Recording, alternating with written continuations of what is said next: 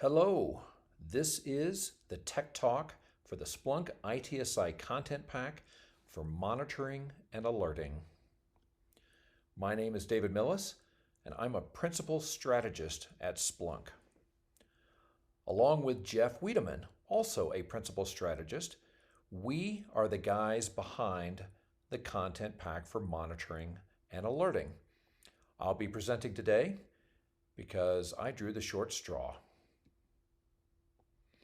We're going to start off and give you a little background, and then we're going to go right into the details of the content pack itself, and then finally we're going to finish up with some additional resources that might help you out.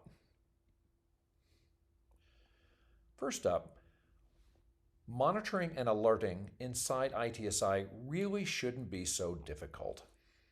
Perhaps you've already built those ITSI services and the KPIs and even tuned the thresholds. And now it's time to send those alerts to the right humans at the right time. Or maybe you've got alerts coming in from those external monitoring systems such as SolarWinds or Nagios or BazookaNet Manager, and you really need to correlate all of them. You might even want to correlate them with the alerts coming from those KPIs and services we just talked about. But how? How do you do this?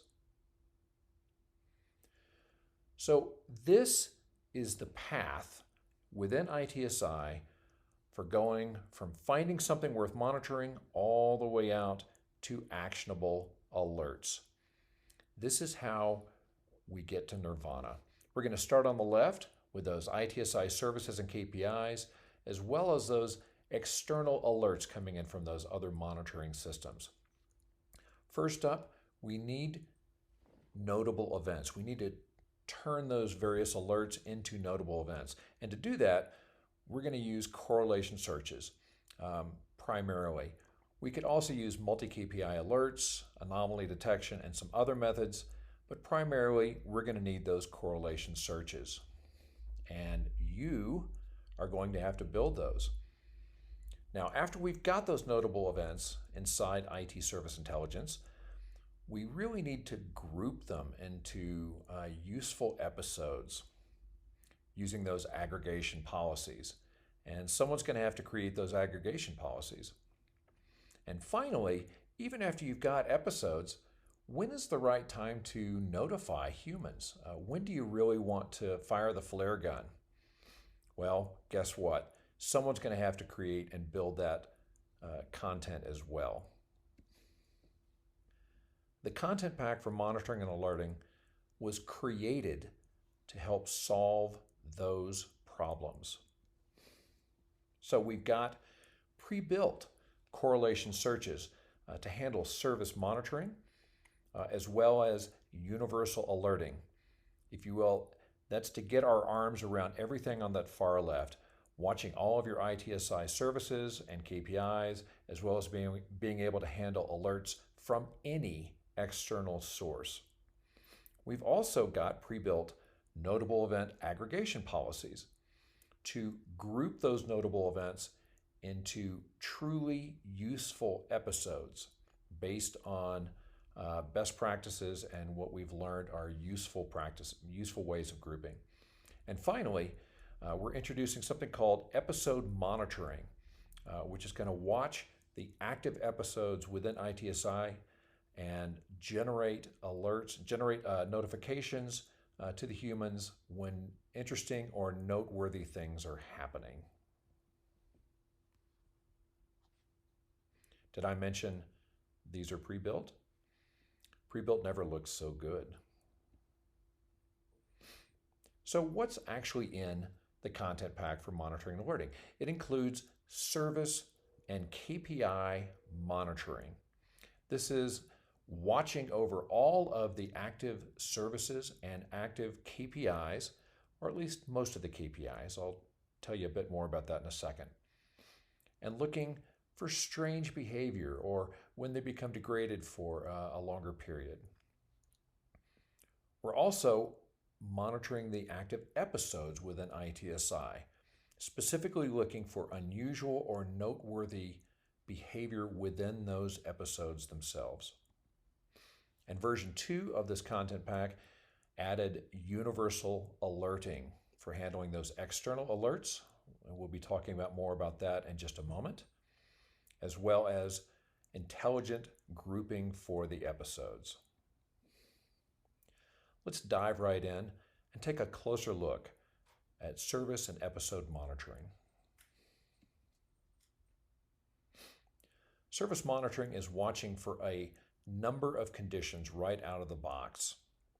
Let's take a look at one of the examples here. Sustained service degradation is looking at all of the active ITSI services, specifically the health scores for those services, and is looking to find any services that have not just dipped a little bit, but have remained in a degraded fashion for most of the last 15 minutes and are still in a degraded health score right now. In that condition, we will fire a new alert. Similar to that is the sustained KPI degradation. So in this case, we're looking across all of the active KPIs for something similar. We're looking not just for a brief threshold violation, we're looking for a threshold violation of high or critical that stays in place for most of the last 15 minutes and is still in that high or critical state now. In addition, we're only going to be considering those KPIs whose importance setting is at 5 or higher. Now, those of you who have worked with ITSI KPIs, you may remember that importance slider that you set for each individual KPI. The default value is 5, but of course you can increase it all the way up to 11, or you can decrease it down to a lower value. So in this case, we're only going to look at those KPIs who have that 5 or higher value. This allows you to take out those KPIs from consideration that maybe aren't so important. Episode monitoring is also looking for a number of interesting conditions for the episodes themselves within ITSI. And in some cases, we're doing just some basic housekeeping, such as that last one that you see on the list. Set episode to highest alarm severity is simply looking at all of the alarms collected and grouped within a particular episode, and we're going to quietly update the episode severity itself to reflect whatever the hottest alarm is inside that episode. Here's another example. Concentration of high and critical notable events will fire if an episode receives a number of high or critical new alerts within a very short amount of time. Now, this isn't just receiving the same alert over and over again. These are multiple different alarms. If we see a bunch of those come in within that short amount of time, we will create a new alert, which is what you see here with the arrow. And that particular episode monitoring alert is the hook that we're going to use to actually fire that notification or maybe that mitigation action that's required right now. Okay, so let's take a closer look at universal alerting and episode grouping.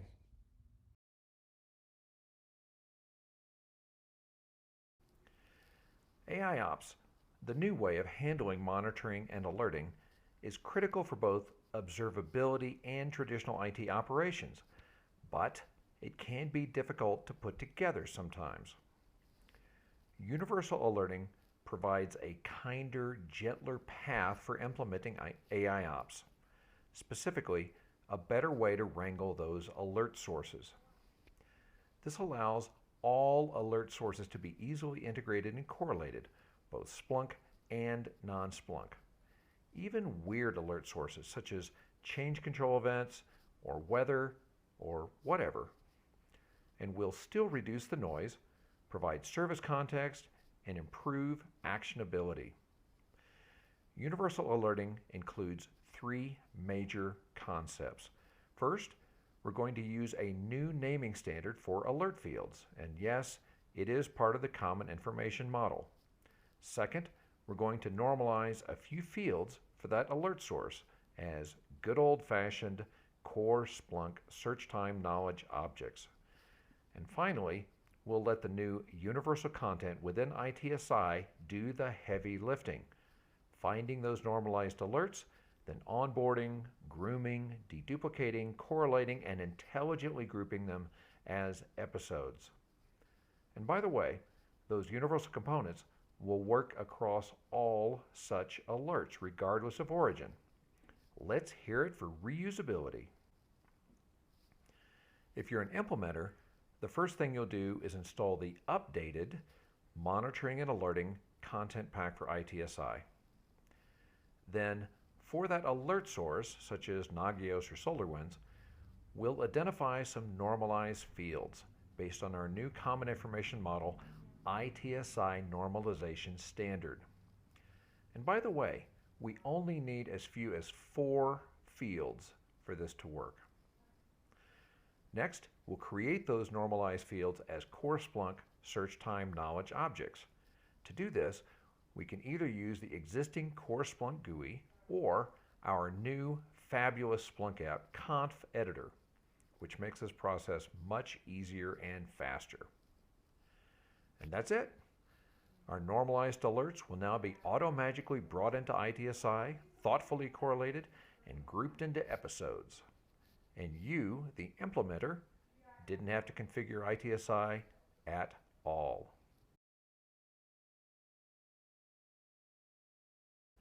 The first is SRC, which is the target for the alert. It's usually a host or device name, but it could be a container or some other object. Signature is the type of alert, like CPU too high, or disk is full, or device not responding, or similar. Vendor severity describes the importance of the alert in the language specific to this particular monitoring system. Nagios uses terms like warning and critical, while Netcool uses minor and major. Every system is different because of course they're all different. And Severity ID translates that vendor severity into an ITSI severity 1 through 6. Subcomponent isn't needed for most alerts, but it is useful for alerts such as file system full. ITSI include lets you control which alerts get onboarded into ITSI. Description and app are quite handy, and entity name provides flexibility with the ITSI Service context to lookup.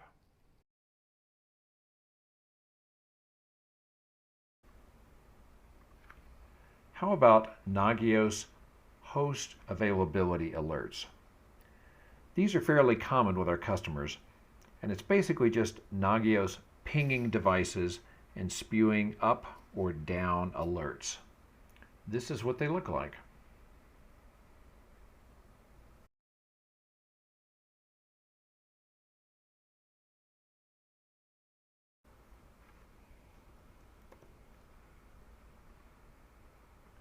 And it's nice to have an app identifier to tell us who is generating these alerts. So we're going to call this Nagios host.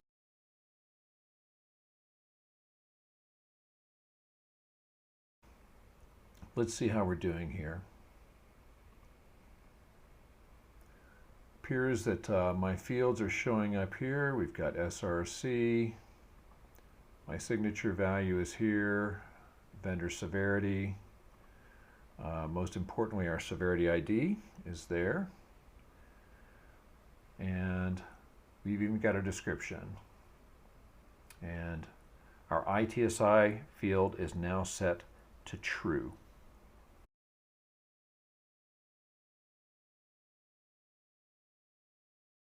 Let's click on one of these. As you can see, our fields are all in their places. The content pack for monitoring and alerting contains several pre-configured aggregation policies. which will work with all of your universal normalized alerts. One of the simplest episodes is by alarm. This is a very simple but useful episode grouping. These alerts are grouped into alarms which have a life cycle of their own. So an active alarm, in this case, starts with a down alert for a particular host. And later, if an up alert is received for this host, the alarm clears and turns green, and it closes the entire episode. One of the most important things that we can have is the by ITSI Service, which of course is going to show us alarms coming in from all the different monitoring systems that may be affecting a particular ITSI service. Most importantly, it's going to show us whether these alarms are currently active, like this one, or if they've already cleared.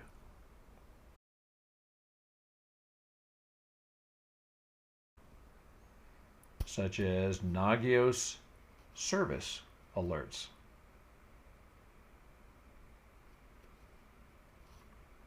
Or maybe SolarWinds alerts.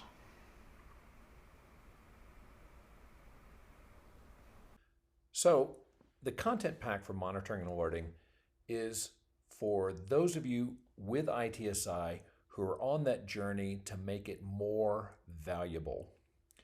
We can greatly accelerate that time to value. This content pack represents literally hundreds of hours of implementation and thought that we've put into this in order to make it possible for you to spin up ITSI and get it singing and dancing much faster. And in addition to the battle scars from Jeff and I that this represents, we're also pulling together the collective experience from lots of different customers on how to monitor, what should be monitored, how to bring in those alerts, and the best way to notify. Another way of putting that is we found the best practices that we could. And it's scalable. Typically, you may have to add new ITSI components, correlation searches, and ag policies, new multi-KPI alerts, as you create new services, as you create new KPIs, as you try to bring in new alert sources. So we have created the content that will allow you to skip that. The correlation searches and ag policies and other components that we've had here will work across new KPIs, new services, and new alert sources without you having to do a thing. In addition to helping out your Splunk and your ITSI infrastructure from a scalability point of view, this will also help out your Splunk and ITSI administrators, helping them smile more and generally have better mental health. And I have to say, Jeff and I are very, very proud of some of the advanced methodology that we've come up with that went into to making this particular content pack. We literally have added some new capabilities in here that are beyond the core ITSI product itself. So we hope that you enjoy using this as much as we enjoyed building it. Typically, this will take maybe 10 to 15 minutes to install, and you will be able to start seeing insights immediately. Here are some additional resources to help you get up and off to the races. This particular content pack, like a lot of other content packs, requires an additional Splunk app, an add-on, to be installed with it. The documentation here goes into the details of both installing and, if necessary, upgrading this app. And I draw your attention to the videos there in the middle. Jeff's original Conf 19 session, which was on the version 1 of this content pack, is fabulous. He goes into far more detail on service monitoring, episode monitoring, and some other more subtle Easter egg sorts of capabilities that are inside this content pack. As well, I've created a tech talk specifically on universal alerting, which goes into more details on that.